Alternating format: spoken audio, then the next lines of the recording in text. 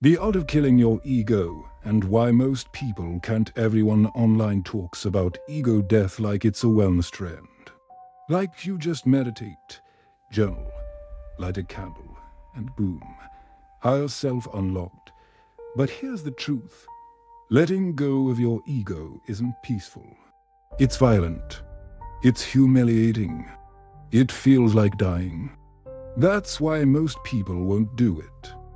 Because ego death isn't aesthetic. It is a war with the part of you that believes your comfort is more important than your growth. So what is ego, really? Your ego is the story you tell yourself to feel safe. It's the mask you wear to survive rejection, judgment, and truth.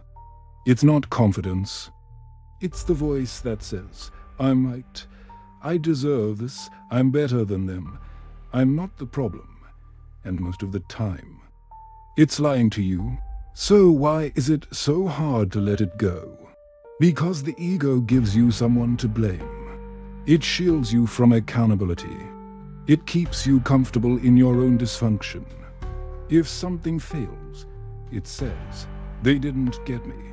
If a relationship ends, it says, they were the toxic one. If life gets hard, it says, it's not fair. Letting go of your ego means giving up your excuses. And most people would rather protect their story than write it. You don't want to kill your ego. You want to win with it. You want people to see you healed without doing the healing.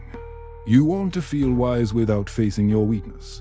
But the ego doesn't dissolve with quotes. It dissolves when you're exposed. When you take the L without justifying it. When you sit in failure without running to defend your identity. That's when growth starts. When the story breaks and the real you is forced to stand alone naked and validated and fully responsible. And that's where people stop. Right there. Because it's too quiet, too painful, too real. The ego hates silence. It feeds on noise likes, comments, arguments, validation. So when you finally shut all that down, what's left? Just you. And the mirror. And that's terrifying. So people run. They dress their ego up in spiritual clothes. They call it healing. They call it alignment. But it's still ego, just with crystals and hashtags. Letting go of your ego doesn't make you feel better. At first, it makes you feel worse.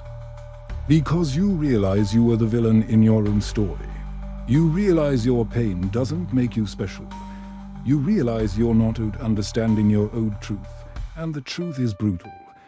But if you push through that, if you let the ego die, really die, something rare happens. You stop performing. You stop needing to be right. You stop needing applause. You start seeing people without judgment. You start accepting outcomes without entitlement. You become dangerous because nothing outside you can control you anymore. That's the real higher self. Not the version of you that gets more likes. The version of you that doesn't need them. Letting go of the ego is hard because it feels like losing. But it's actually the only way to win. Anything real. So if you're tired of pretending, if you're sick of being trapped in a story that isn't even working anymore, then let the mask burn. Walk through the fire. Lose your cool. Lose your certainty. Lose the version of you that was built to survive. And meet the version of you that was built to live. Ending line for a video impact. You don't become free by adding more to your identity. You become free by subtracting everything that was never real.